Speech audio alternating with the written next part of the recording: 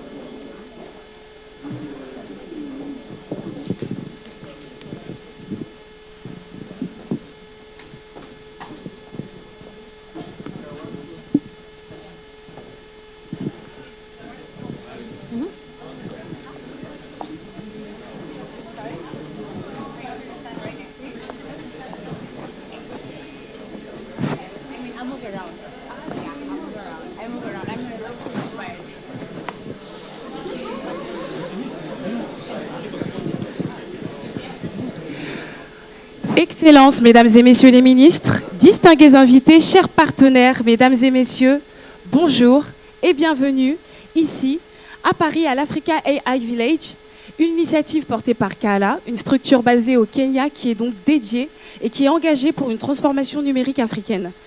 Donc nous sommes ici à quelques rues à peine du sommet qui se tient actuellement sur l'action pour l'intelligence artificielle à l'Élysée. Et nous sommes ravis et fiers que l'Afrique ait également son propre village pour finalement parler de ces opportunités que l'intelligence artificielle offre au continent. Alors je suis Sabrina Bandundi et j'aurai l'immense plaisir de co-animer ce forum durant les 2 prochains jours avec Ashley. Hi Ashley. Hi. Welcome in Paris. Thank you. Alors, what about the program? On va parler un petit peu du programme finalement que nous vous réservons pour ces 2 prochains jours. Vous allez voir, on a prévu d'aborder cette question de l'intelligence artificielle dans sa globalité. Oui. You know, I can already tell who here doesn't speak French. Because some people look like they're following. Others look like they need me to tell you what she said. So that's why I'm here. Just to get a feel of who's in the room, how many people here speak French? Okay, how many people speak fluent French? Like you can do a deal successfully in French?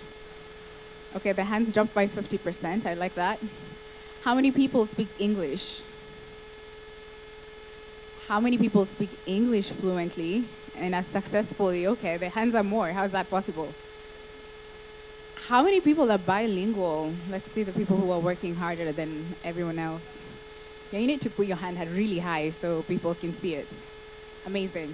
Okay, I speak English too. So I did not understand anything she said, but I believe it was all good things.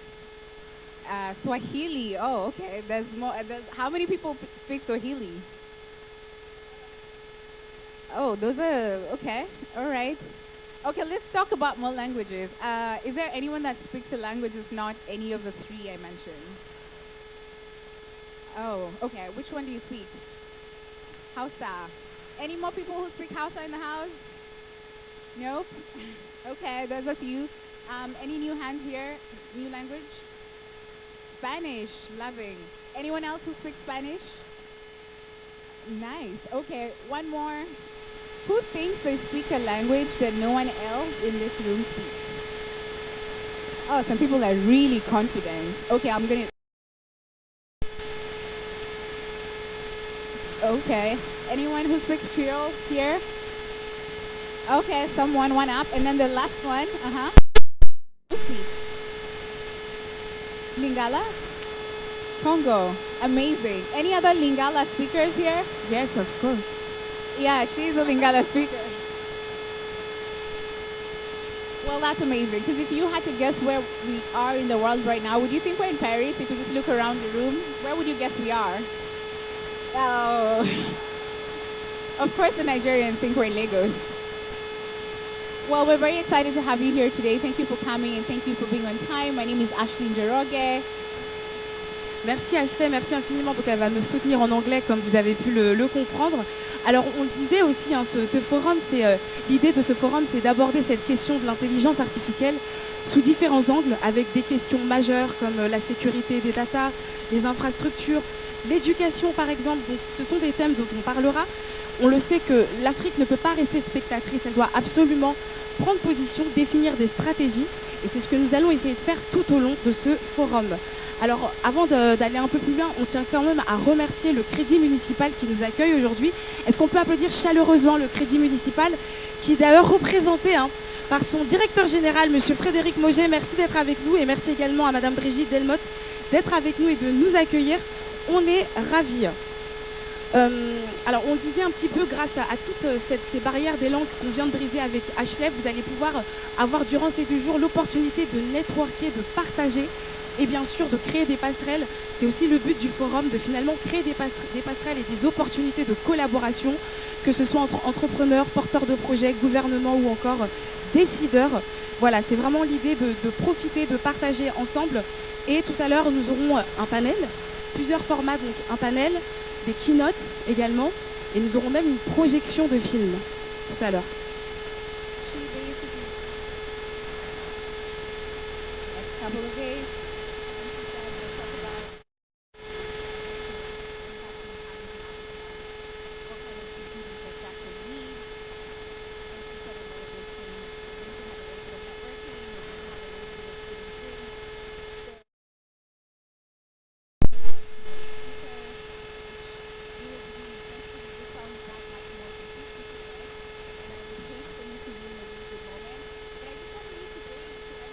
everyone in the room. Not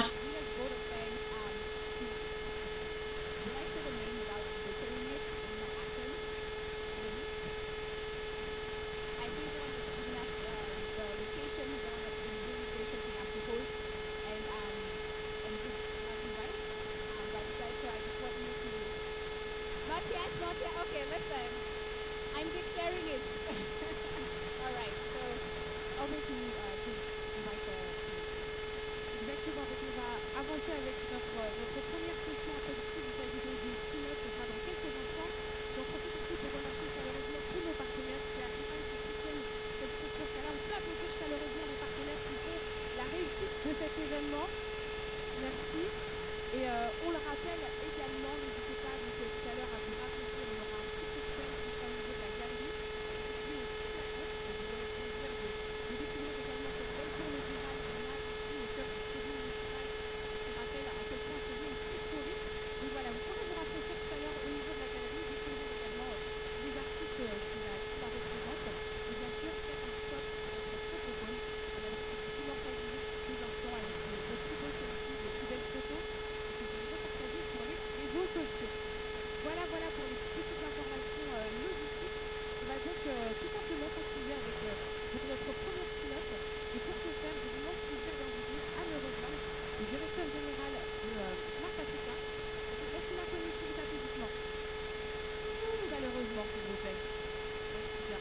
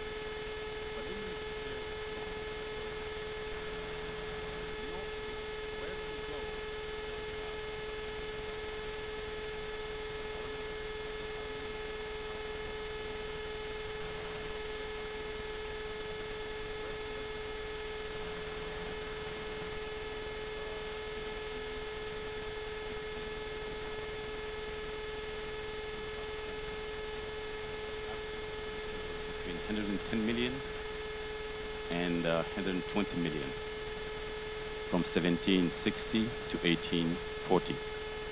And the second industrial revolution was 1860 to 1914, the African populations was around 150 million. Then it was about telephony, telegraph, and so on. But those times, Africa was actually suffering from diseases, conflicts, and all of that. It was also the beginning of colonization and so on and so forth. And the third revolutions was being 2010 to, I believe, no, it was 1960 to 1980. The African population was 280 million to 480 million. So between 1960 to 1980, we gained 200 million. Just follow the story. Then the fourth industrial revolution, which is about IoT and technology, the populations of Africa between 2010 to now, it went from 1.2 billion in 2010 to 1.5 billion. But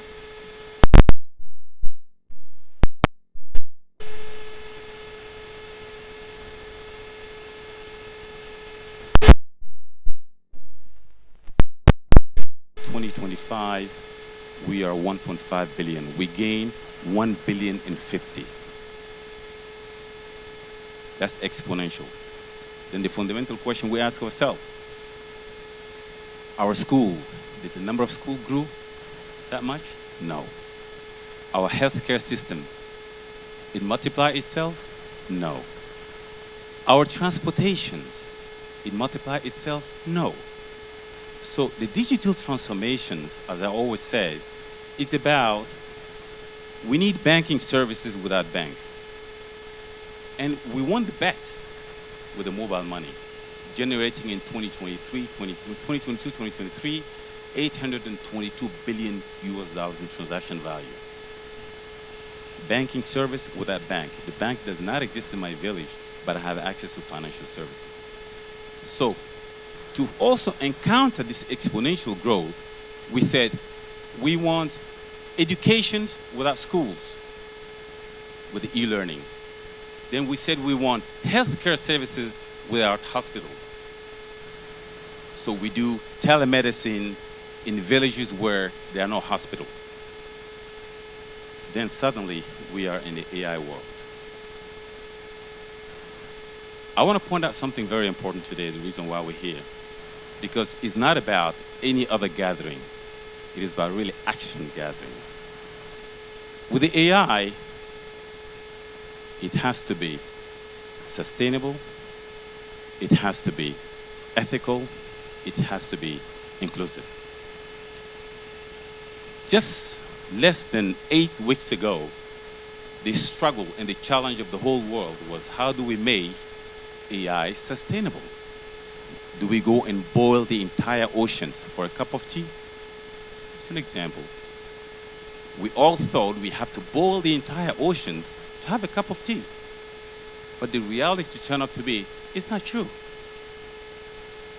So when it's not true, then we need to ask ourselves the fundamental question. Shall the single point of success be attributed to regulation rather than innovation? It means regulation is not the most important thing, but regulation only works when it's enabled as a catalyst for innovation. In the Africa term, that's why African nations, with our country members at Smart Africa, we could not just sit quiet. In last October, during a steering committee meeting, we went to the board, steering committee meeting, the steering committee board, said we would like to look into African AI Council. And they gave us authorizations to go do your finding, your concept note, see exactly what you're going to be presenting to us before the next task. And we had meetings, first meeting online, the other meeting we had last week, we had a meeting in Rabat, and we're actually developing this concept note to put together African AI Council. Please, I want you to understand, do not think it is one of those public council where heavily driven by the government, Because the fourth manifesto of Smart Africa, it says private sector first. It basically means this council will be heavily driven by private sector. As I always says, you are who you decided to be. The difference between Singapore today and Ghana is nothing else but a regulatory environment.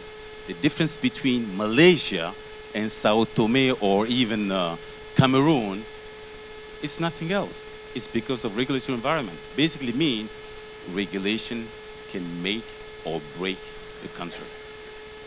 So the time has come for us to look at the AI in a different way. That's why we're putting together this AI, Africa AI Council. So the call for actions is really on four things. Let's demystify a little bit the AI, because we all hear about AI. People think it's about ChatGPT. It is not about ChatGPT. ChatGPT is a generative AI. What's our hot topic priority today in Africa? Is agriculture, is healthcare, is education. When a farmer is able to predict the crops, to predict the return, it is not about technology. It's about feeding people for the food security. When you see a health worker doing a telemedicine using AI in a village, it's not about technology. It's about saving life.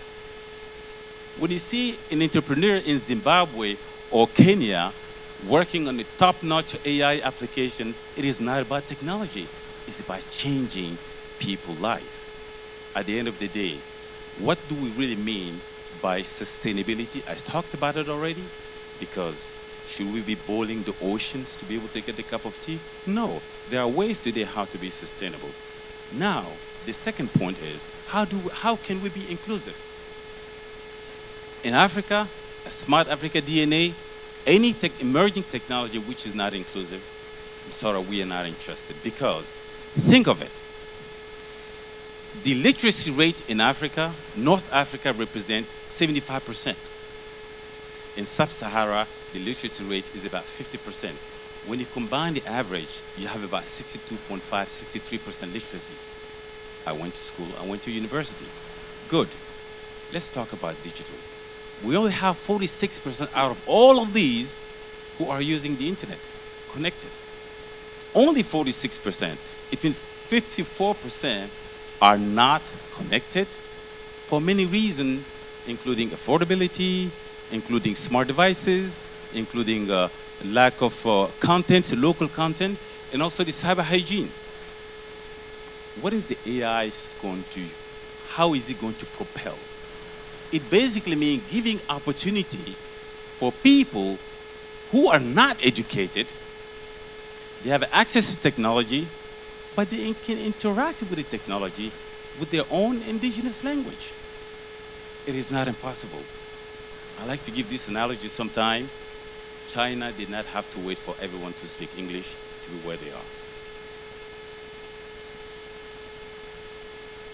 When you talk to your phone here, when you say, "Hey Siri," someone said to speak English. It could have been in Swahili, it could have been in Yoruba, it could have been in Hausa, but it's not up to Mark Zuckerberg, the big tech firm, the frontier. It's us, all of us here. So we are responsible. So my call here in this meeting here is not really to be too long.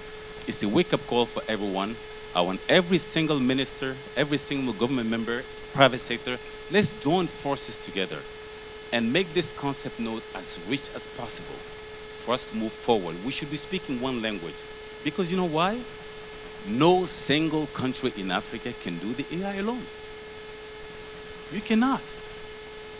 And when they're building the frontier model in America and in China, it is not for their own population. It's for us to be, again, consumer. But if we don't want to be a consumer, we want to be a leader in the social inclusion, then this is the moment that this is a wake-up call for all of us. That's why no single nation can do the AI alone. And Africa together is 1.5 billion people. And this is a call to our ministers.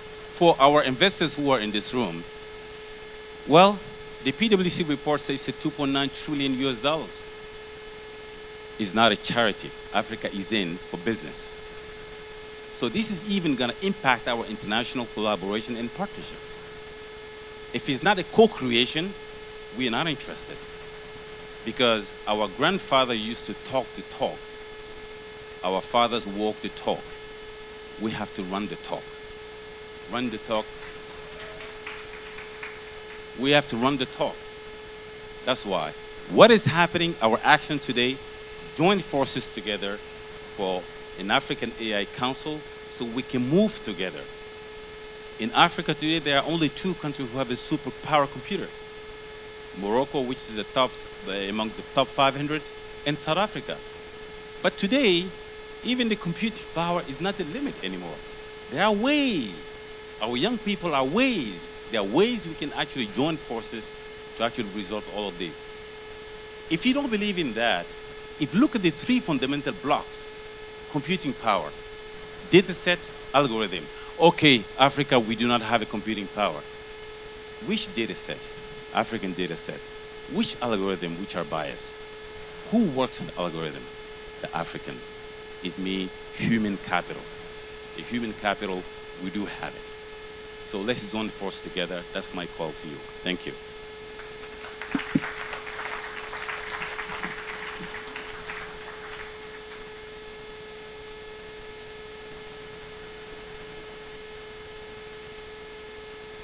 Were you prepared for that?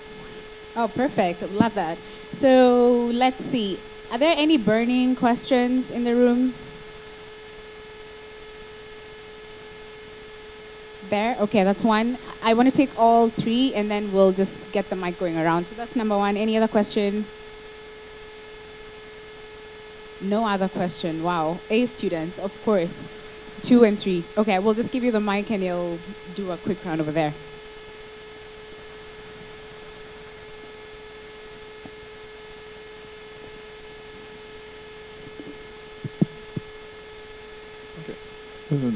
Good evening to everyone. Thierry Roland Tabi I'm doing a PhD in Artificial Intelligence, Sorbonne University. My question is, how do we develop AI in Africa when we do have problems of energy? Thank you. 1-1, or you want to take all 3 questions? Okay, oh, that's very easy. Improve your questions, audience. Improve your questions. Thank you very much. My name is Dr. Ayola from Nigeria. I manage robotics and AI in Nigeria. And you did mention about the population of Africa. But then I see a barrier to using this population as a strength, and that's the fact that we speak several languages and our data is not digitized as much as we would love to. So let's say, for example, even in Nigeria, where we have almost about 250 languages, you try to collect data, some people don't speak Yoruba, and then it becomes a barrier. How do we, cross that barrier so that it becomes easy to build a solution that works for us in Nigeria, in Ghana, in Cameroon, and the likes? Secondly, when it comes to owning the platform, in Nigeria, for example, we have applications, mobile apps that we use for food ordering. And usually it's whoever owns the platform that has the data. But then we don't really get to see a platform that is Africa-centric, like Pan-African, where it works in Nigeria, owned by one of us in Africa, and it's always been used in Ghana, in South Africa, and so on. And so whoever's platform we all agree to use becomes the owner of our data and gets ahead of us in building solutions. So I'm thinking, how can we get to the point where there is some kind of cohesion in Africa that if we agree to use a particular social network, we all do it. Just like in China, they have the WeChat, isn't it? So we can take advantage of our population if we agree to use the same platform. Thank you. Is that harder? Oh my God. Okay, please save us. Hello, my name is Sean. I run a company called GUI.ai. We build a bunch of agriculture and healthcare solutions across India and Africa. My question to you is, how do we get an African DeepSeek shipped in 6 months? Merci pour toutes ces questions. On va vous laisser y répondre. Et pour les personnes qui souhaitent avoir la traduction, vous avez des équipements donc, de disponibles. On a une cabine de traduction, donc n'hésitez pas à nous faire signe. On sera ravis de vous remettre tout ce qu'il vous faut pour comprendre également en français. Thank you very much for the questions. I will start with the energy. A typical there's about 8,000 data centers around the world, and Africa has about 152, which is a little bit less than 2%. I mean, the number of data centers we have is equal to probably the entire continent is probably equal to the number of data centers in Switzerland. Okay. Yes. The entire data centers of Africa is equal to Switzerland. Before I talk about the necessity of the energy, what is the difference between back in 60s, Ghana is here. Ghana control about 30% of cocoa in the world. Ivory Coast, my own country, about 40%. What's the difference between coming to Africa, having the raw material, and ship it out to the West, to the global North, and repackaging it and sending it back to us, where per dollar or per €1, we're probably controlling about 6 or 7%. What's the difference between that and every single morning that we generate a digital footprint that goes to data centers outside the continent that get processed, and you get profiled, and you get many ads, and they become rich of you. The difference is the same, but the second one is even worse, because the second one is infinite. Because cocoa can finish, it's a natural resources, but the data we're generating every day. If you look at typical energy used by a conventional data center, is between 10 megawatt and 5 megawatt and 10 megawatt. AI data centers is around 100 megawatt. It start. They announced about 3-4 days ago 1 gigawatt powered AI, which would be built in conjunction with the UAE. If we assume there's about 100 megawatt in Africa, requiring a 5 megawatt. 100 times 5, what is that? 500 megawatt. So are you going to tell me that the energy is not within our reach? It is because we are not together. Yes, Togo has a data center, Nigeria has maybe 10 doesn't have data center, Cote d'Ivoire has a data center, Djibouti has 11 submarine cable, Cabo Verde has 8 submarine cable. They all have data centers. That's what I said. No single country can do it alone. It's the mathematics, purely mathematics. The only roadblocks is our unity. Because when you go and host your data centers in Ireland, do you know who controls the data? You don't know who controls the data. I hope I answer your question. We can actually go an hour, which basically means when you said, yes, we don't have energy in Africa, we have sun. We talk about sustainability, which means renewable energy. Don't you think we have a renewable energy? We do have, but we're not using it.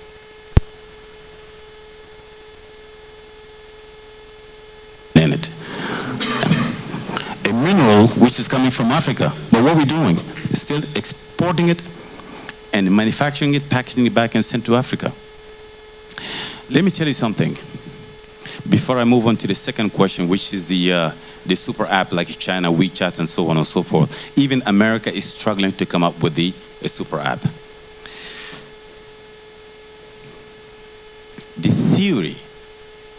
In theory, I'm going to be bold here. In theory, if you do not have a democracy in the nations, in theory, the perception is people are not free, they don't have a freedom of speech, they cannot innovate. That's the theory. In practice, it's not true. That's what happened with DeepSeek. The West, most of the West think, if you don't have a democracy, you can't think, you don't have a freedom of media, freedom of expression, you cannot innovate. But it's not true. So why am I saying this? Let's let's not that analogy be applied to Africa. If you see African, the only thing they can do is to export the raw material. They cannot think, they cannot innovate. But we all know it's not true. That's the theory. It's the perception. We should not be accepting that. Coming back to the super app. We all have aspirations to be like a Silicon Valley. Do you guys know that America, the government of the United States of America, supports the Silicon Valley for over 50 years? Because it's a risky capital. It means you can go from a simple idea from your car garage, they call it, and you become a billionaire because there's a risk capital. We don't have that risk capital because we do not trust our startup. Big mistake. Big mistake. The Nigerian can well come up with the very nice applications, but I prefer, for example, when you look at the chat, WhatsApp, it's not a magic. Everyone can design a WhatsApp. But if someone does it from Nigeria, why people are not, why there's no enthusiasm, a lot of enthusiasm around it, we prefer to use the West. Digital transformation, first of all, is a transformation of mindset. Every single digital footprint you generate every day, you're basically giving a power to someone else to profile you. So this call is not only for our government, it's also for our startup. Because our startup believe that, no, the Mark Zuckerberg family, all of these, Elon Musk, they will come and do this application, they will jump on it. But if this was true, who knows about Apple Pay? You only about Apple Pay. Why they're not in Africa? There's something called truth economy and the trust economy. And the trust economy is a Western economy. OPM, other people money. Every single every single one living in Paris here, you have a credit card. You may have a zero in your bank account. But you can use the credit card. At the end of the month, you pay. It's called trust economy. They know where you are. There's addressage. Address, street address. When you go to Africa, they said, you know that lady who's selling the food on the street? When you pass that road, my house is there. They don't know you. The bank is not into financial business. The bank is in a risk management business. The bank is not into finance to manage the money. It means we're not doing something right. That is a trust economy. What we live in Africa is called truth economy. If you all have Eco Bank here, UBA Bank here, it's not a credit card. What you spend is the hard cash money in your account. Why? Because the bank do not trust you. They don't know where you live. If I'm living close to the Mauritanian who has a shop around the corner, who knows who? So we need to be, there are fundamental things we can't joke about it, we have to take it very seriously in terms of regulatory environment and in terms of advancing also technology. I hope it answered your question. The third question, I don't want to forget, DeepSeek. Is there a DeepSeek in Africa? Well, I can say if Chinese can do it, we can do it. I'm not referring, I know there's a lot of debate. It costs $5.6 billion, $6 billion. In reality, there are some chipsets which were used from NVIDIA, which are the H800. Certainly, they must have spent a lot in the infrastructure before they get there. But the fact that they were able to do some inference model, which costs cheaper than the frontier model, I don't want to say it, it basically means it's hope. As you can see, even last week, India announced they're going to be having their own open AI. So it means DeepSeek, like open AI, it is within our reach. It's within our grasp. You know why? Because of our young people. This young generation that I told you, which is 65 to 70% less than 30 years old, nothing will stop them. Then if you don't find a solution for them, they will find a solution for you. Thank you.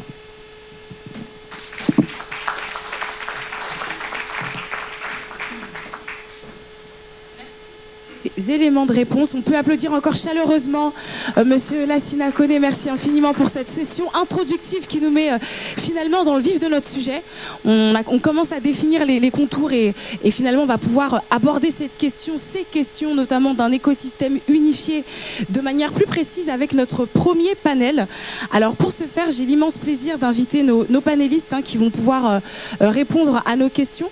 Tout d'abord, je vais inviter son Excellence le Dr Boson Tijani, ministre des TIC du Nigeria. Sous vos applaudissements, mesdames et messieurs. Je vous en prie.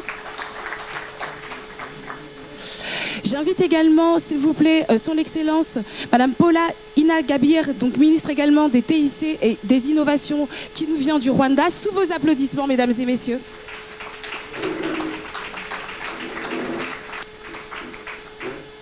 J'invite également son Excellence Honorato Evita Oma, donc ministre des Transports et également des technologies, qui nous vient donc de Guinée équatoriale. Sous vos applaudissements également, mesdames et messieurs.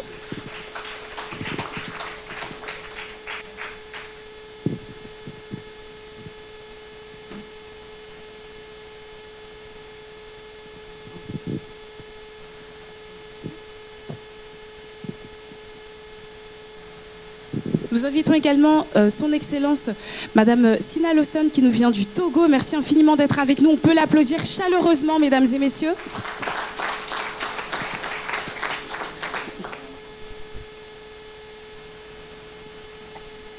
And Ambassador Professor Ndemo, welcome on stage. Pour la modération de cette session, nous avons l'immense plaisir d'avoir son Excellence également, Monsieur l'Ambassadeur, le professeur. Merci infiniment.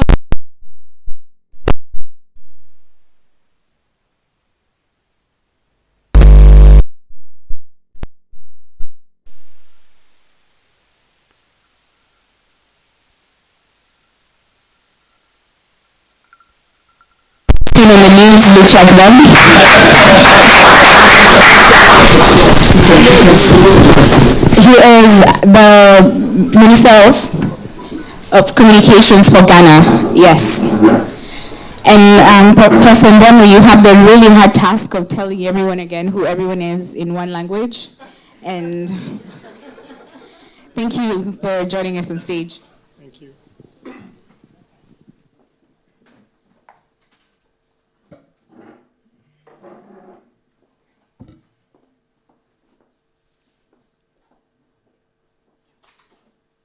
Good evening. I've been in Brussels for 2 years, and I started learning French. I can read it perfectly and understand, but I get ashamed when I speak. I say, bonjour, bonjour, bonjour. I'm still learning. Next year, I'll speak French here. It's embarrassing to speak English here. Now, I'm with very senior members of Africa here in front. I don't want to mention the names. I would ask each one of them to say who they are, greet the people in French, and say something about AI in your respective countries. I would start with Nigeria because 1 in 5 Africans is Nigerian. Yeah. Bonjour. Wow. Prof, it's good to see you again. And good to see that you're looking healthy as well. We thank God for your life. I think if you don't know Prof, you should read about him, and we should probably celebrate him and give him a round of applause that he's still here doing the work. I think what you're seeing on the African continent today, Prof, you'll probably, you can bear witness to the effort that has been made on the continent to try and make technology make sense for all of us. I think most of the time when we talk about technology, we may be tempted to quickly also pack it with so many other things that we're unhappy with in Africa. But I think in the last 10, 15 years, the continent has actually done tremendously well. Prof has been part of that generation of leaders that have led us to where we are today. I think everyone on the table as well. Before becoming a minister, I founded the first tech hub in Africa. Prof, I'm not sure how well you're still connected to the startup ecosystem in Nairobi, but I bought your beloved iHub as well. So it's now in my portfolio of companies. I still work with them. There's still so much. Before coming here, and I just want to say that historically, conversations around technology, emerging technologies on the African continent has always been about gaps and lack of inclusion. But this current phenomenon, when it comes to artificial intelligence, the foundation I would like to lay is that we shouldn't gather to have this conversation from a point of disadvantage. We should gather, understanding that historically perhaps we've not invested enough in it. But this is a phenomenon that if we can be truly creative, that we can leapfrog our participation in it. The reason being, whilst the world is putting the emphasis on infrastructure, which is a major part of what is driving this phenomenon, I think one thing that we should all bear in mind is there's absolutely no AI without data, and there's no AI without inclusion. Because artificial intelligence will change humanity for good. But AI is limited if it's not inclusive. I think that's the foundation we need to lay for it. And that's one thing I think can then help us frame the way we look at it on the African continent. Of course, we can look at inclusivity and say it's a problem that the world must fix. But I actually think when we look at inclusivity, we find a strong business case for how we can participate with our limited resources in making AI stronger. We must spend time and effort in understanding how we can digitize our reality. And in the process of being able to digitize our reality, we can help make AI stronger. So that's the foundation I would like to lay before we continue. Prof, thank you. Thank you. And I think we organize ourselves, one of the smaller countries, the largest and small country.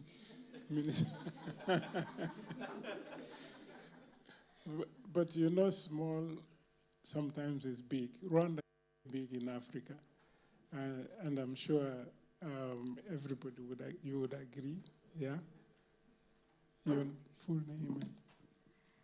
Thank you very much, Professor. I'm glad you corrected yourself because I was going to ask you to quantify small. But good afternoon, good evening, everyone. I think even picking up from what Minister Boson is saying, when I think about the promises that AI has and what that means for the entire continent. There was a question that was asked earlier around how do we talk about AI when we still have big infrastructure gaps like electricity to solve for. But I think it's a time where we need to stop thinking about the 100 reasons why we shouldn't do something, but sort of figure out what's that one reason why we should do it and just get it done. The reality is that for all the industrial revolutions that we've gone in, as a continent, we have typically been playing catch up. Even with AI, we see it already because you look at where other regions globally are in terms of their thinking and coming together and harnessing the power of artificial intelligence. And I think it's about time that we do exactly that as a continent in coming together to look at what are those opportunities that AI and other emerging technologies promise for a continent such as Africa, a continent that has the youngest and growing workforce and really pushing ourselves to rethink how do we harness that technology to ensure that we are creating opportunities for these young people. The other thing is really also understanding, and like what Minister Boson said around leapfrogging. When you look at all the opportunities that AI promises, what you see is that even with the infrastructure deficits that we have an opportunity to leapfrog. And so we must take advantage of that in really understanding that where we still have gaps in infrastructure, in skills and talent, that AI can sort of create that bridge. But again, these things won't happen magically. Someone has to think about it, someone has to plan for it, someone has to invest in it. And I believe the conversations that are bringing us here around the Africa AI Village will hopefully take us in the right direction in understanding that yes, the opportunities are there, granted there are risks, but we cannot afford not to be part of this fast-moving technology. Thank you. Thank you so much. I think you can now see that when I was growing up, there used to never be women in front where we have two from another small but big country. Minister, Your Excellency. Good afternoon, everyone. It's a real pleasure for me to be here today, and it's a privilege to be to share with you some of the Togo's experience when it comes to artificial intelligence. The first thing I want to say is that we're very optimistic, and the reason why we are optimistic is that we were able to see firsthand the value of using AI during the pandemic, because it helped us prioritize the beneficiaries for our social protection programs. And so I want to step back and talk about Africa Union's strategy when it comes to AI, saying that we should focus on use cases. So in Togo, thinking about AI and our limited resources, we decided that we were going to focus on 3 priority areas: education, healthcare, and agriculture. And the reason for that was that it's easy to, first of all, we have limited resources, of course, but it is easy to explain why we're doing certain things, because it's never about the technology, it's about what we can use the technology to do. And yes, we have so many different languages, and I'm sure that in all of our African languages, we can't translate AI and so on, right? But we can explain in our languages the value of better understanding the quality of our soil. You know, we can explain how we can pick people who, we can draw a poverty map, we can understand where the poor are in Togo. This we can do in our languages. So that was really the guiding principle of us thinking through AI in Togo. And so that's the first thing. The second comment I want to make is that for us to become relevant in this conversation, we need to focus on skilling, digital skills.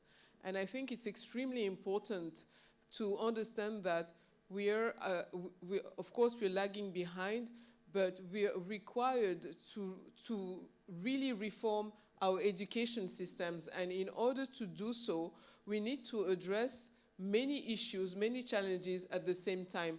Number one, connectivity, which is still an issue on the continent. And I'm very proud to say that in Togo, we're rolling out fiber networks to connect schools and hospitals. But that's just one thing. And so we're dealing with connectivity, power, device affordability, changing the content of our education system.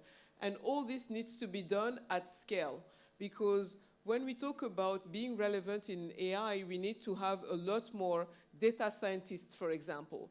You know, I was saying earlier at an event that if you go to Asia and you say, I want to hire, I'm just making things up, but 100,000 data scientists, you can find them.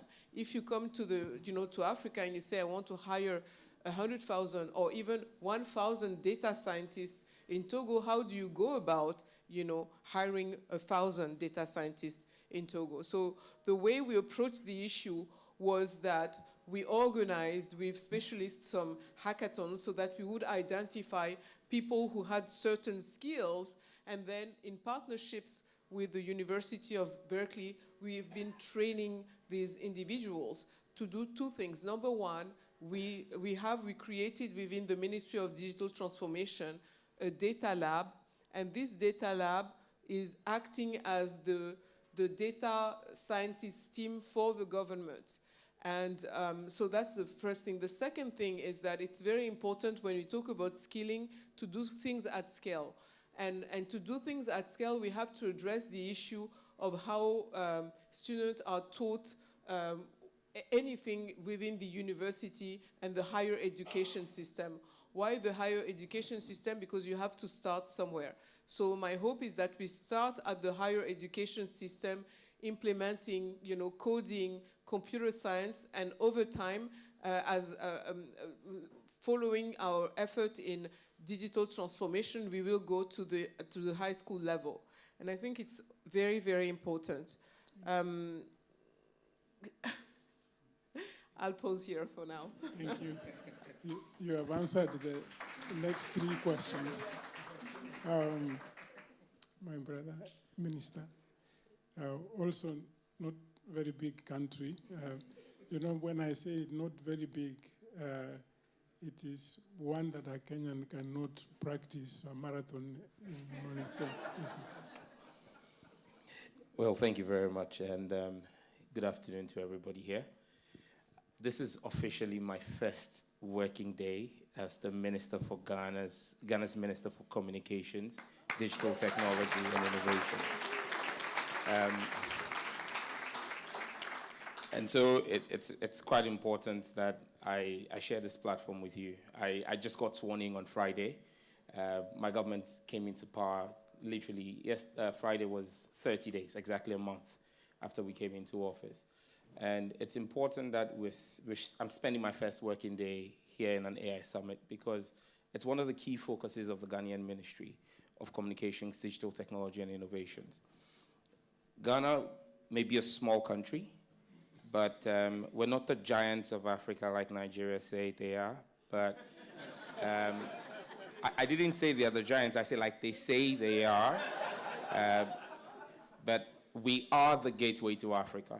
Ghana is the gateway to Africa. And so we believe that if Ghana or Africa is going to really take on this AI challenge, then Ghana needs to up its game. Many African countries would have a similar situation to what we have in Ghana, data silos. And I agree with Minister Boson that we don't need to reinvent the infrastructure. We don't need to look at building the infrastructure as Africa. We don't have the financing for that. But what we do have is the data set, and that's what Lassina was talking about, that when you look at the human capital in Africa, the West needs that human capital. They need our data sets. Because today, when you're looking at biometric data sets that are run on AI models, they're about 98% accurate when it has to do with Caucasian males. But when it has to do with black males, even black Americans, the correctness drops to about 48%. Where do they get the data sets? It's from Africa. If we begin to build these biometric data sets, then Africa becomes that repository of data. Coming in from Parliament, and I'm serving my 3rd term in Parliament, I realized that we've built a lot of biometric data silos in Ghana. And so the first thing my ministry is going to be doing is to work around building a data exchange hub, where all government data is going to be put in one central repository, where we can then begin to do big data mining on the big data sets that you're holding. Because if you have these individual government agencies holding the small pieces of data, you never have the big data sets to be able to do the large language models that you're talking about. I heard a brother from Sierra Leone speak about Creole. We want to be able to build enough data sets like Singapore is doing with Sea Lion, because I visited Singapore AI and realized that a small country, Singapore, is building the Sea Lion large language model for the whole of Asia. And China is coming to buy and work on that model. And that's what we want to do. We want to build the large language models so that Minister Bosun doesn't have to build them in Nigeria, but comes to take them from Ghana. Because again, we're speaking about the connectivities. So that data set is not data sovereignty, but that we're able to have cross-border data flows. And that you can come from Kenya, and I see my friend Linda Bonyo from Africa Lawyers Hub, and the Kenyan people can come and pick up data sets from Ghana because there is Swahili in there. And Lassina and his people in Ivory Coast could easily do that with us. So those are the things that that's our core mandate, to build the data sets. If we build the data sets, Then we can take off on African platform with the AI tools. Because we don't need to build the computing power. We don't need to build the infrastructure. We need to build the data because the infrastructure is useless without the data. So the data is the engine that drives the AI tools. Let the West use their money to build the infrastructure, but let's build the data. And so once I hear the investors here, my first pitch to you on day one of my working tenure is, please, Ghana is open for business. Bring in your investment. We want you to set up shop in Ghana. Let's build the data sets together in Ghana. Leave your footprint for Africa in Ghana, because Ghana is the gateway to the African continent. Thank you. Thank you. Thank you. You can see why we separated Nigeria.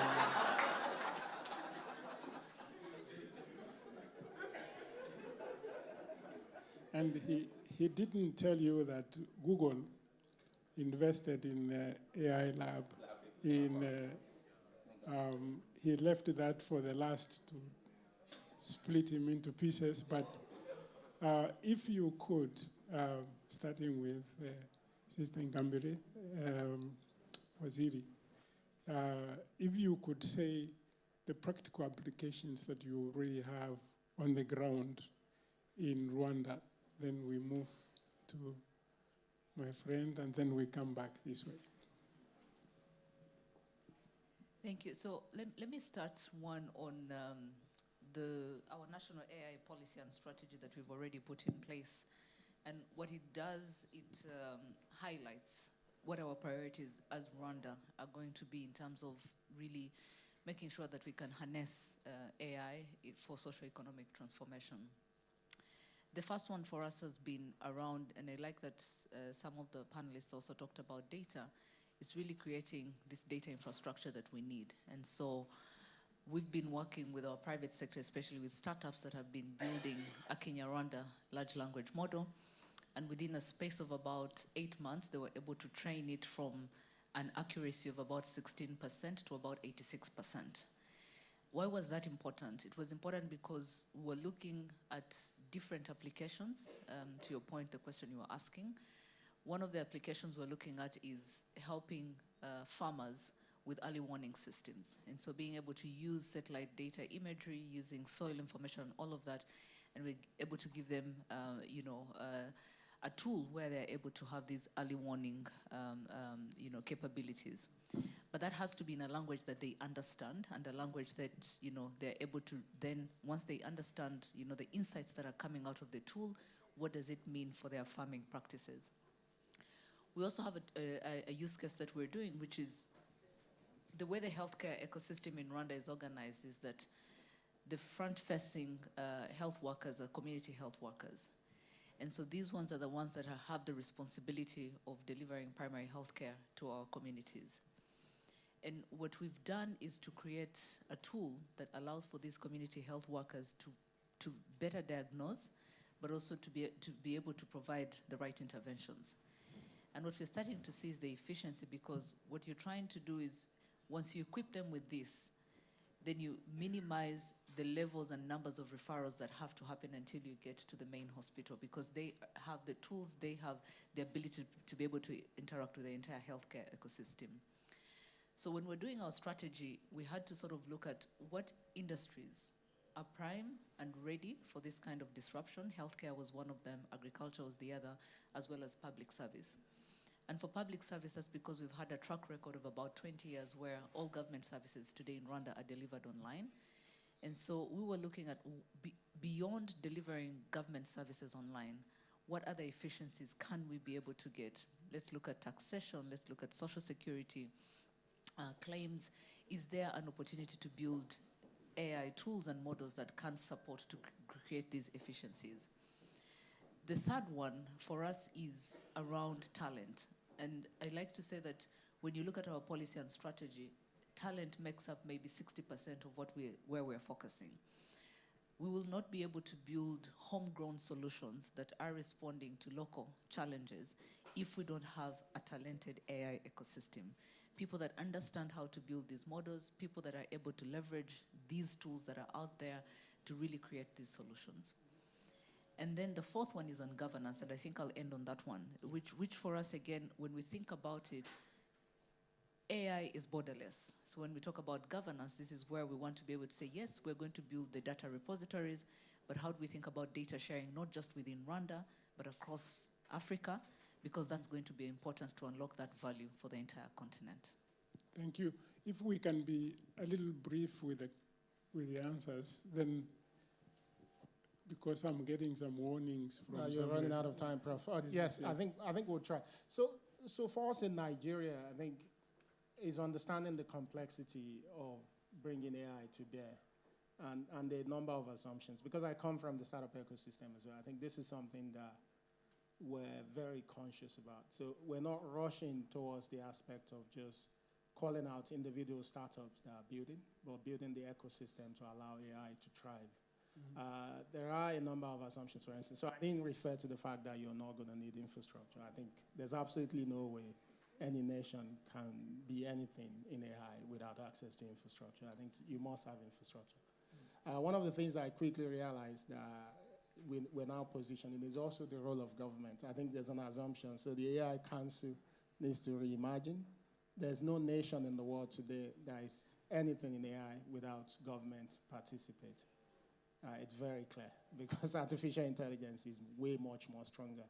And because I've been in the startup ecosystem, historically you can see attempt over time to help innovators build technology and the hope that that can leapfrog Africa has been a lie.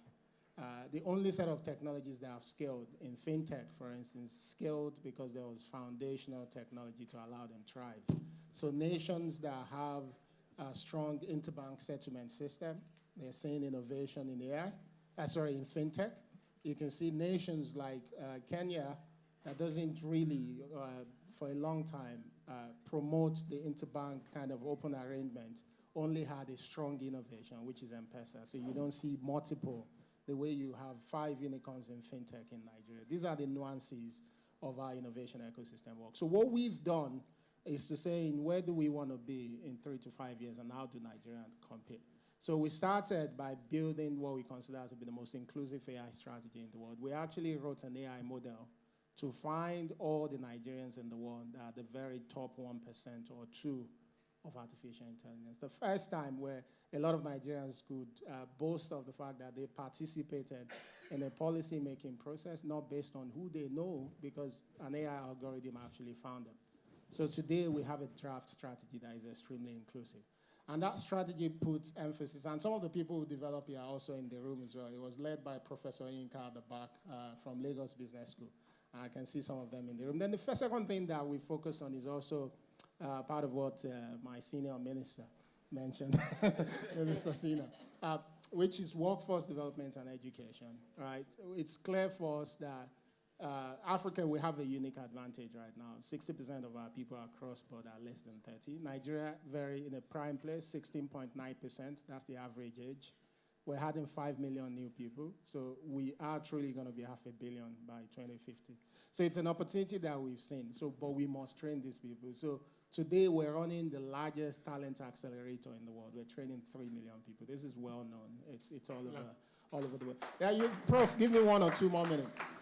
But beyond that as well, we're also training government officials because we think it's important that government officials also learn about these things. But we're not stopping there. I'll wrap it up just by mentioning 2 more things that we've done. We've seen that the pace at which AI is growing is so fast that government is unable to catch up. And this is an open challenge. There's no country in Africa whose government is not serious that is rated on AI. All the countries that are rated on AI are largely rated because of research capabilities, so South Africa, right? I think it's only 1 or 2 countries that are rated because government is participating, because most governments are not participating at a very high level. Mm-hmm. So what we've done is to say we're not going to wait for government to drive the growth of AI. So we've actually, the Federal Executive Council is now set up the National AI Trust. And the goal of the National AI Trust is to have 10 extremely wealthy, successful people who understand technology to be the trust that will help the nation continuously navigate where AI should go. Whether there's a Minister Bosu in office or there's the president in office or not. And these folks will help focus on two things largely. One is governance and ethics, and the other is mobilizing resources. And lastly, is that we've also now set up something that is called the AI Collective, which is a community of practice of everyone working in AI, including in the academia, in the startup ecosystem, in civil society. And that's been funded initially by Luminate. And the idea is that we can continue to build the ecosystem. That's how we know that in 2 to 3 years' time, the large language model that we're building, which is being built by a local startup in Nigeria, that there's going to be an ecosystem that can take it on and actually turn it into wealth. Thank you, thank you. Very quickly, just like 1 minute. I can't talk for 1 minute. So let me, I don't want to talk too much about the AI strategy because some aspects are very similar to what Rwanda and Nigeria are doing. I would say that to go back to you asked us what is it that we were doing in AI. I want to take the concrete example of what we did in Togo. So during the pandemic, we were able to use AI, like I said, to prioritize beneficiaries for our financial aid program. And the way we did it is that we used AI applied to satellite imagery to draw a poverty map of Togo. And then we used another algorithm, this time applied to mobile telcos metadata to identify the phone numbers of people who earned less than $1.20 per day.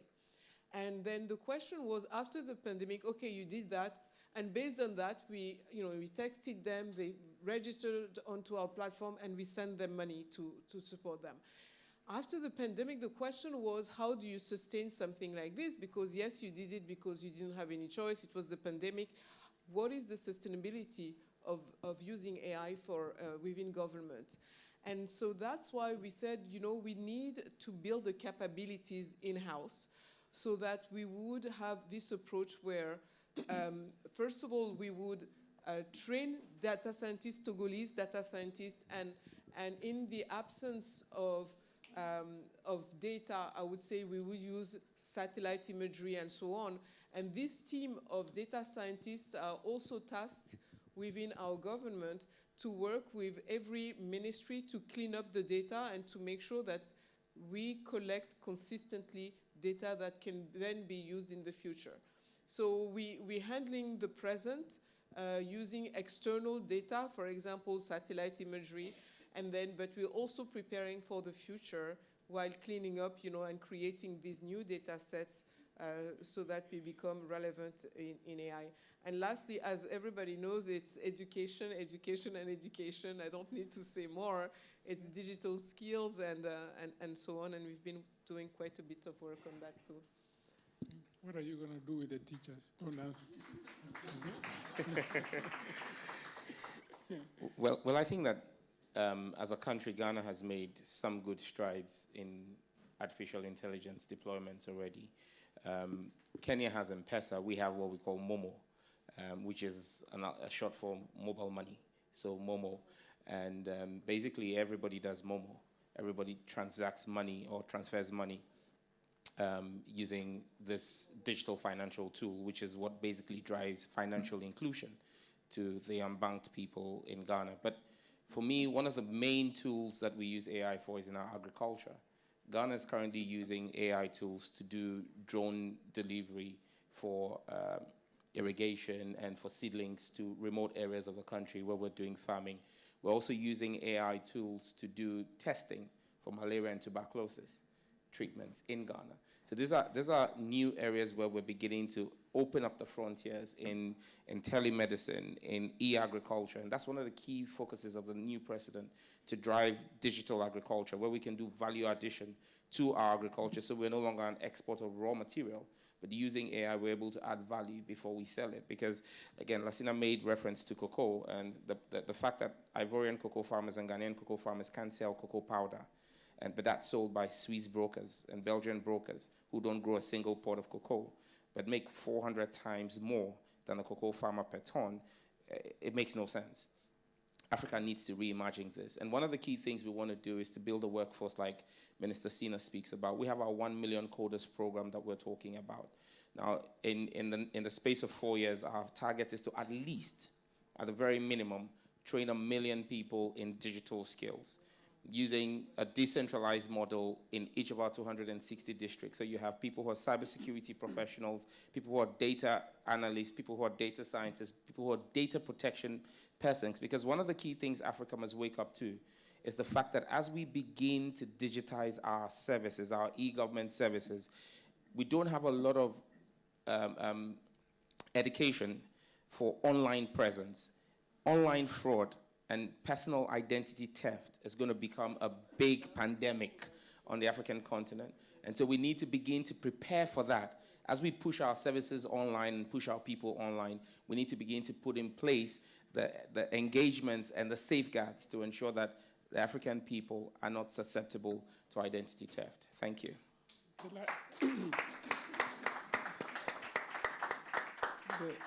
The last question is going to be a little longer, but would require a simple answer. I'm going to bring the speech by Asina here. And he talked about that we can't do it alone. We need to work together. For example, cross-border payment. I thought we're going to see the ACFTA. We can't work alone. And I hear you have I've been teaching for 30 years. So, you said this very clearly, but I hear one bit here, one bit there, one bit there. How can we combine? And let's say we deal with the issue of poverty. One comes with their solution of AI in weather monitoring. Another one comes with productivity improvement. Another one comes with supply chain or value chain development, and use this to kill poverty. How can we begin to talk? How can you begin to talk to my brother there in Nigeria so that you combine some of these solutions which are halfway to create a complete solution to solve an SDG problem like poverty? How? No, I think, yeah, I do. Prof, I'm going to pivot away from that question because I think when it comes to AI, that's not really our problem. I think the biggest problem is how do we together build the foundation that can allow Africa actually leverage and build AI and participate in the ecosystem.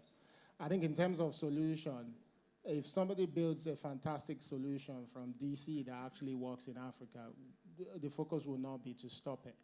Our biggest challenge at the minute is that collectively, we can't play in this phenomenon that is going to control what we think, how we do things. Africa is not participating in it. Our reality is not there at all.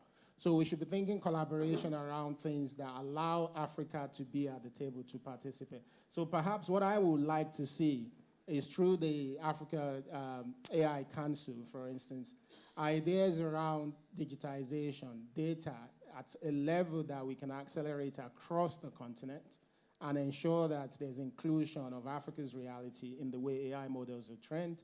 Ideas around how we can possibly share infrastructure that will allow us to do critical projects. I'll give an example, sorry, Prof.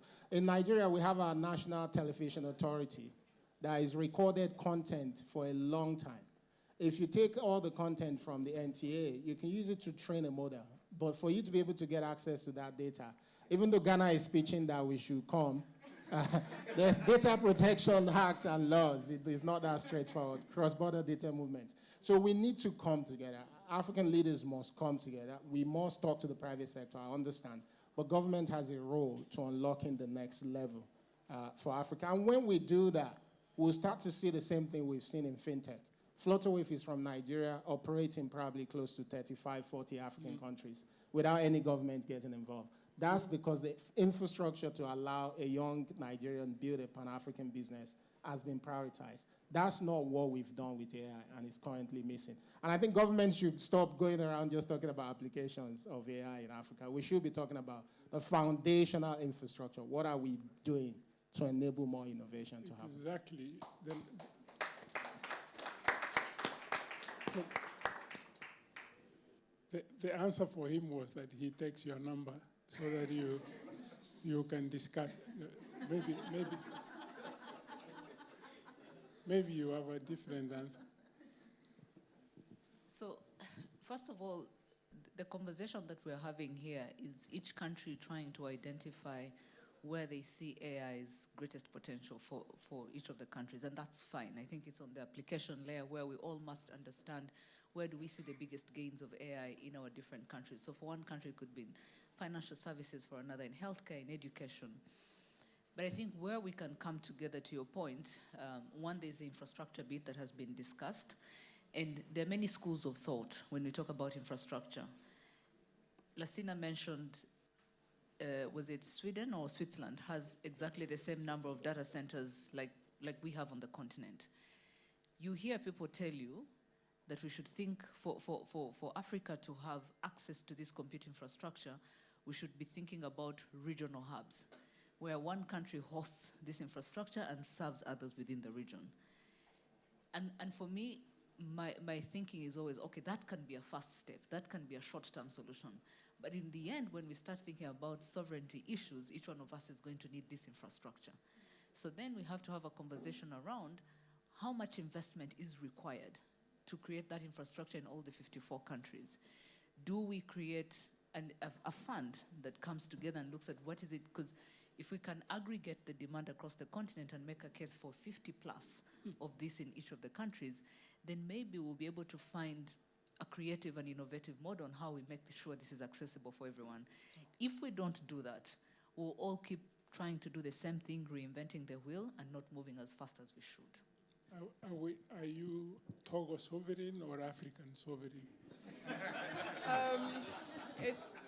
It's both, but I want to go a little bit, like Minister Paula said, regional hubs. I'm seated near the Minister of Ghana and Nigeria, and the Minister for Benin is not here. We should just do something, maybe 2-3 countries. I want to ask my colleague, the Minister of Ghana, to build a data center that would be on our border, which is like, and let's start, and so we'll report to you guys give us a couple of years, but so let's start, let's be humble and do it few countries and see how it goes. But I think that's the way for sure.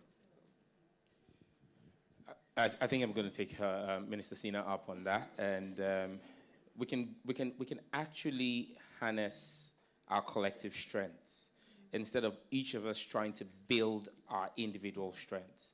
And so for me, I'm all about the synergies that we can create, because that makes us go faster. And I think one of the key areas, and the question you asked was literally to deal with the poverty on the African continent. And I'm sitting back here and I'm asking myself, EcoBank is operating in a number of African countries. The number of Nigerian banks operating in Ghana. However, when you want to remit money from Ghana to Nigeria, you need to use the SWIFT system that makes money for a corresponding bank in New York that has done nothing. Meanwhile, that Nigerian bank is signed up and connected to PAPS, which is the Pan-African Payment System. EcoBank is signed up to PAPS. But because of the sensitization and culturalization, the bank staff offer you the SWIFT transfer ahead of the PAPS.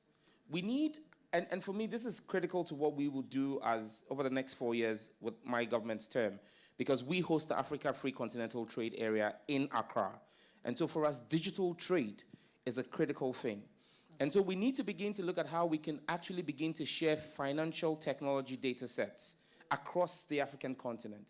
Because that's the only way a farmer in Kenya can sell tea to a shop in Ghana and get payment across the digital platform without us having to have our currencies exchanged from the cedi to the dollar and from the dollar to the shilling. But we should be able to transact directly between the cedi and the shilling. That's the only way we can begin to grow. And when we have this financial data, we can begin to create the trust economy you speak about. Because when we have this financial data and we have your SIM cards locked to an equipment, locked to a GPS location, even if we don't have a physical house address, where the bank is able to then identify, pinpoint a GPS location using your equipment. So I have a central equipment identity register. It's speaking to yours in Togo, it's speaking to his in Nigeria.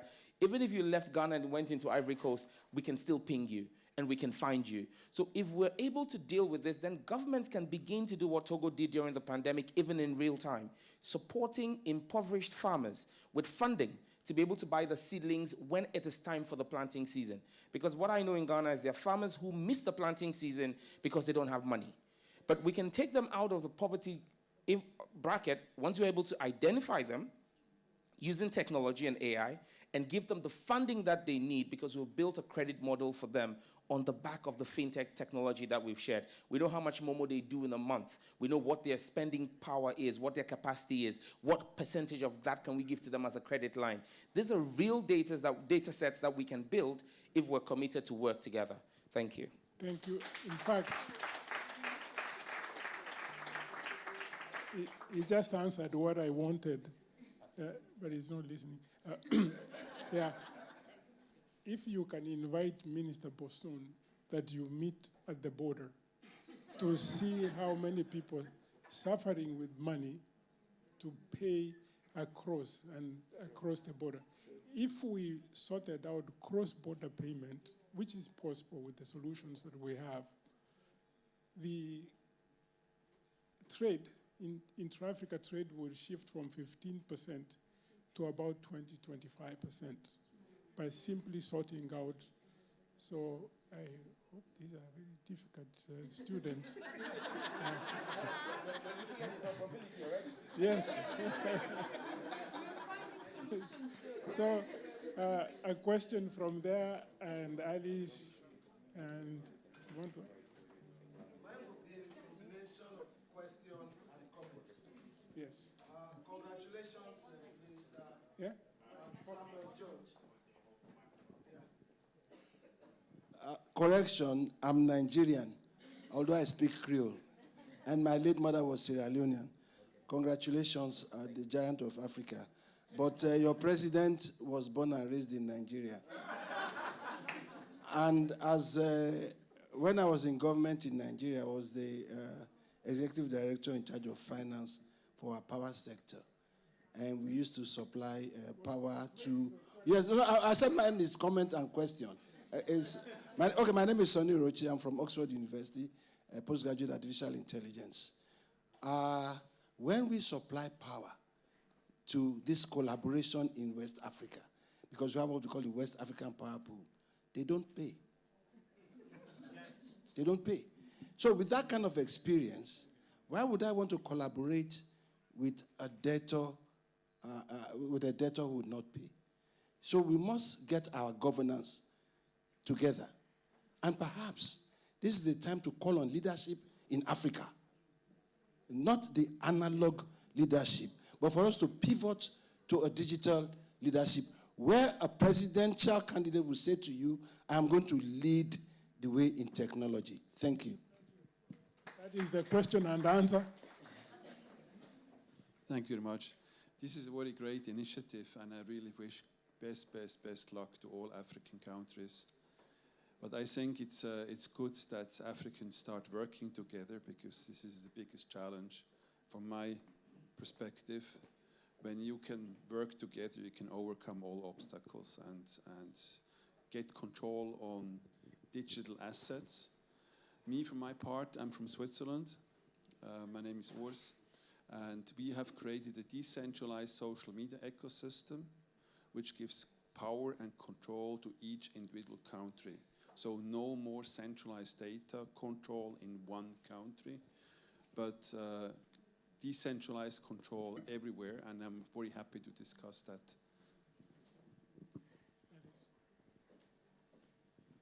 Thank you very much, Professor, and thank you very much, Your Excellency, from Togo, Ghana, Nigeria, and Rwanda. My question, I'm really happy to see the focus around the unified AI ecosystem.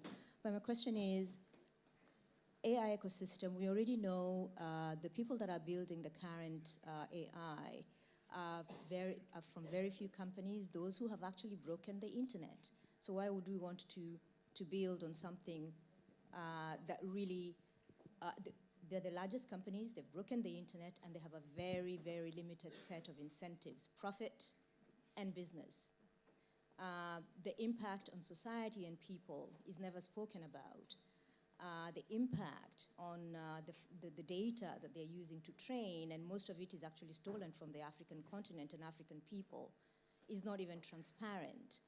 So how do we, as Africans, actually build an AI ecosystem that is African, for us, that is public? What does public AI look like? To speak to the minister from Ghana, what does an open source, it has to be open and transparent, what does an open source AI ecosystem for the African continent, public AI, look like, built for Africans and not by Westerners, and not by the current companies that have very limited set of incentives? Okay, how do we choose? Can we respond to those? They respond unless I'm given permission, then we pick more. But there is that. Okay, so on what public AI looks like from my point of view is a collaborative form of AI, because let's be real. It will take us resources that we may not have to say that we want to rewrite the whole script and build everything from scratch and compete with the big techs. What we need to do is leverage our human capital. Big tech that has only profit and business as its motivation needs data to continue to be in business. We hold those data sets. But then again, I would say that no matter how ambitious Ghana is, and no matter how ambitious Nigeria even is with 500 million people in 2050, they cannot compete with big tech. Unless we come together as a bloc, unless we unite. Because even in Europe, Switzerland didn't do it on its own. France didn't do it on its own. They do it behind the power of the European Union.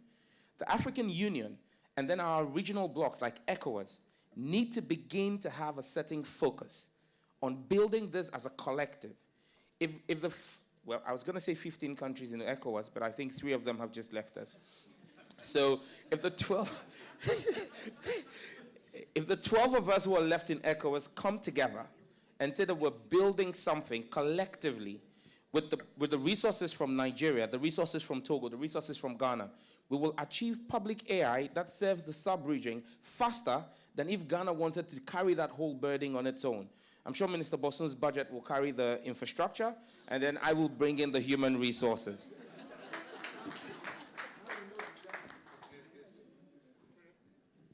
Thank you, madam, for the question. You're raising your hand again. I think it's a deep question. For me, when I was coming to this event, I figured we were coming to an AI gathering.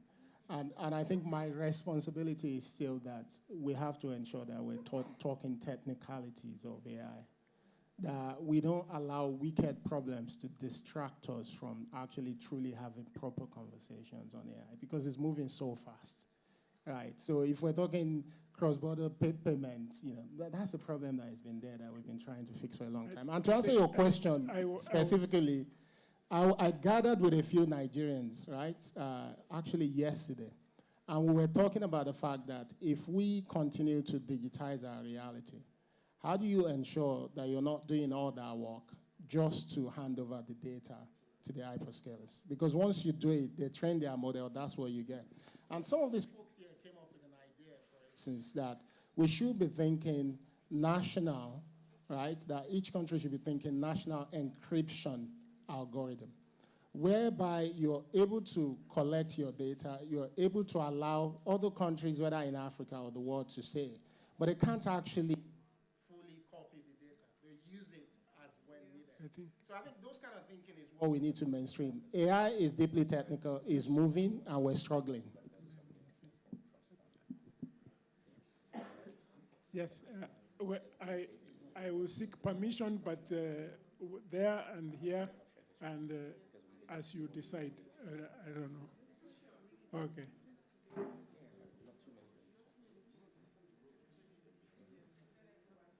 Question is coming. Hello. Okay. So I'm Josiana Vang. I'm a network engineer. I'm also a digital transformation enthusiast. Thank you so much for opening these windows into your country's practices on AI. I have a question specifically on agriculture, and I understand that Togo and Rwanda are working on use cases. And I just wanted to know if you're already reaping the benefits of using AI in agriculture, for example, in drought-prone areas where people want to help farmers manage water in a more specific way. AI can, for example, help them predict irrigation schedules or enhance food security. Are these already benefits that you're reaping in your different use cases? Because I believe that these figures may also attract investors and maybe drive the whole AI policy. Thank you. As she moves around, actually productivity improvement. Yeah, go ahead. Take him, then I'll come to you.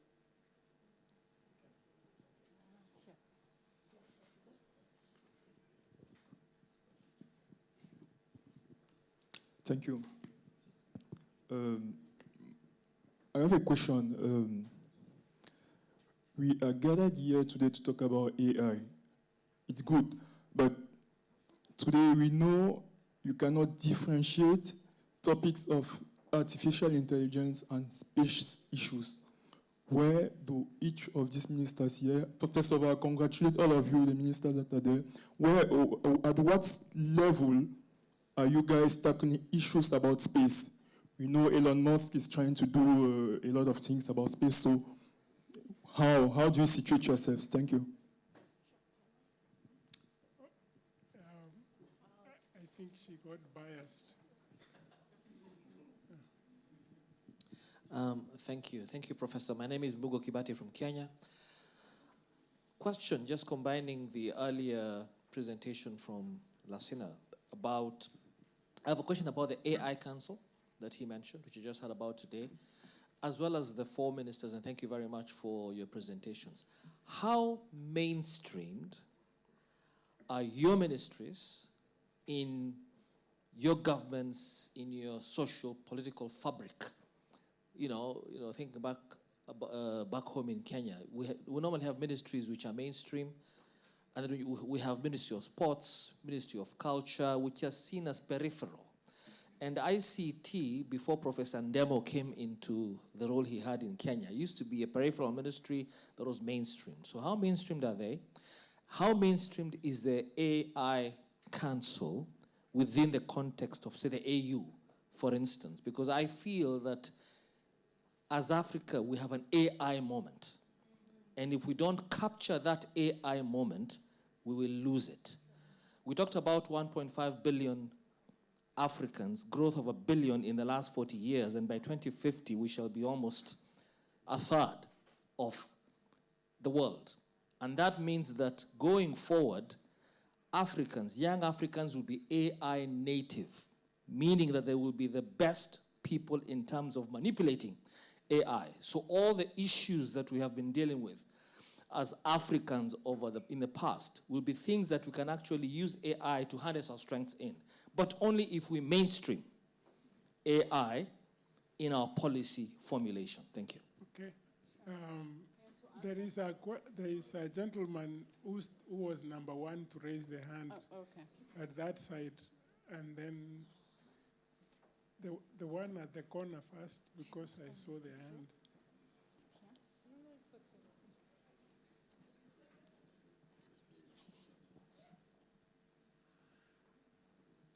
Thanks. Congratulations to this Trans-African system, AI system. But my question is about ethics and critical systems about AI Act, European AI Act. notably scoring system in bank system. So critical system. So what is, have you met discrimination, gender discrimination in this system? Finally, to have you met biases on these systems? Actually, there was an HR system which a government ministry bought, and they were selecting applicants. It couldn't see women. So there are biases anyway. It couldn't. Your mic. Mine. Yes, yours. Yeah, this is Lassina. I just want to answer the questions of the AU and the AI Council. AI Council is not a foreign task force. Smart Africa, which is the Pan-African organization based in Kigali, we've been tasked from our steering committee. We have head of the state who are the board member, and we have steering committee member who are the private sector as well as the ministers and so on and so forth. And we have the secretariat and we have different organ. So we submitted to the board as a continuation of the flagship project Smart Africa did in 2021 on the AI and blockchain in collaboration with South Africa. As a recommendation of that, with all this enthusiasm by the AI, we went back to the steering committee to say, as a continuation, we need to have a voice, a position on where we're heading with the AI. So the steering committee sent us back from October to be able to go and explore how we can put together the AI Council. And that's how we started the meeting. And last week, we actually had our first physical meeting, which was a workshop with a delegate from a different country. And now here, we're going to have a meeting again tomorrow with the ministers. And after that, we will submit it back to the steering committee of the Smart Africa, which will go to the board, and it will be official that the AI Council to have an African voice. Because African Union itself, they are co-chair of Smart Africa Board, and they're co-chair of a Smart Africa Steering Committee member, and they are permanent members of a Smart Africa. So there's no confusion between AU and Smart Africa. We exactly align, perfectly align with the strategy of the AU. That's what I wanted to answer. That makes sense. I think I've been told I've been fired. So all I want to thank our panelists here.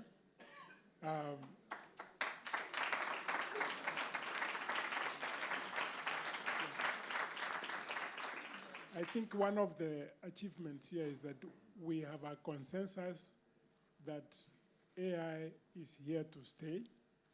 AI is not going to fire people. AI gives us the ability to get collective intelligence plus personal intelligence and systems intelligence to solve problems. Let's stop talking about this and get clean data to train AI models. Thank you very much, and thank you, everybody here. Merci infiniment à nos chers panélistes ainsi qu'à notre modérateur. On peut encore les applaudir chaleureusement, mesdames et messieurs. Alors avant de partir, on va faire une photo, a family picture please, pour quand même immortaliser cet instant. C'était donc le panel qui permettait de comprendre comment est-ce que l'on peut créer un écosystème avec une réglementation unifiée et bien sûr des stratégies communes. Donc une photo de famille, s'il vous plaît. Est-ce qu'on peut encore applaudir, mesdames et messieurs, nos panélistes pour cet échange, cette conversation, cette réflexion commune.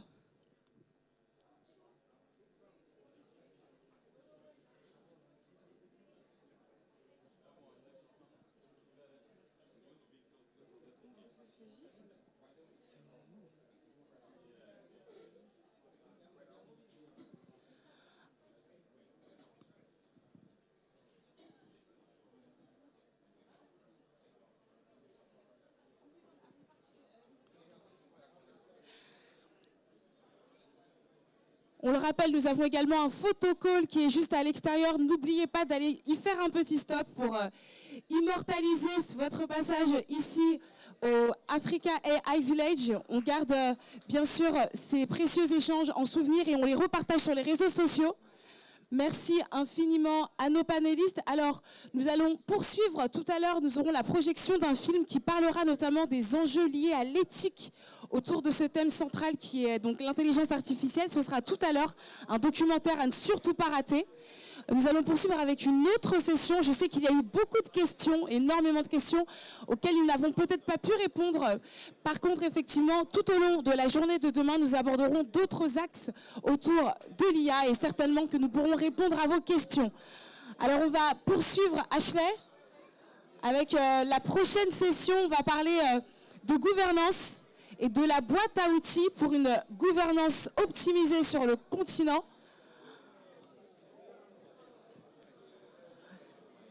Donc surtout n'hésitez pas à bien rester en place, mesdames et messieurs. Voilà, s'il vous plaît, installez-vous. On poursuit le programme avec une prochaine session. On va parler de gouvernance. Nous aurons tout à l'heure la projection d'un documentaire indispensable en matière d'éthique sur l'IA et nous aurons tout à l'heure un cocktail. Surtout, voilà, n'hésitez pas à bien rester en place. Nous poursuivons le programme.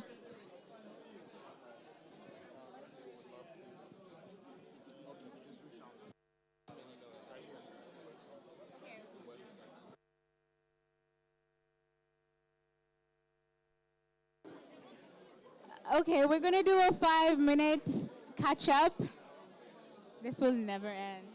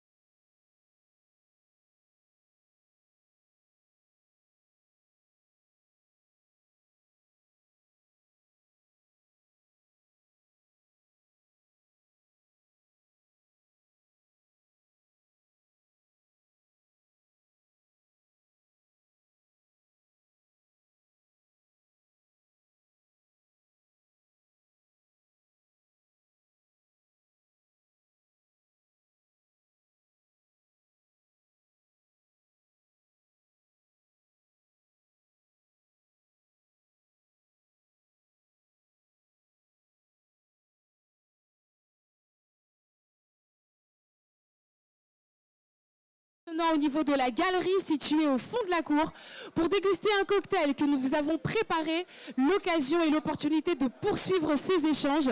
Cette première session introductive, ce panel ministériel, était la possibilité de finalement définir les contours des enjeux liés à l'intelligence artificielle sur le continent africain.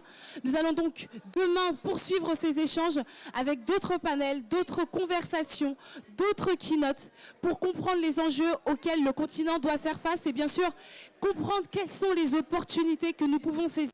Ce sera tout au long de la journée de demain. Pour l'heure, nous vous invitons à vous rendre au niveau de la galerie. Pour le cocktail, nous vous invitons à vous diriger vers la galerie. Elle est située à l'extérieur, au fond de la cour. On vous a préparé un petit cocktail très sympathique. Vous pourrez donc y poursuivre vos échanges. Et dans un second temps, en toute fin de soirée, on se retrouvera pour la projection d'un documentaire incontournable qui traite donc de l'éthique liée à l'intelligence artificielle. Ce sera tout à l'heure en fin de soirée. Mais pour l'heure, nous vous invitons à bien vouloir, s'il vous plaît, vous diriger vers la galerie pour découvrir des artistes, mais surtout pour poursuivre ce temps d'échange et de networking au niveau de la galerie, autour d'un cocktail sympathique, bien sûr, et surtout l'occasion de networker. Donc n'hésitez pas à vous diriger vers le cocktail, mesdames et messieurs. C'est le moment de pouvoir échanger, networker. Faites un stop sur notre photocall, s'il vous plaît. Immortalisez ces instants, vos plus beaux selfies, partagez-les avec nous. Et voilà, pour l'heure, nous vous invitons donc à vous diriger vers le cocktail. Merci de votre attention.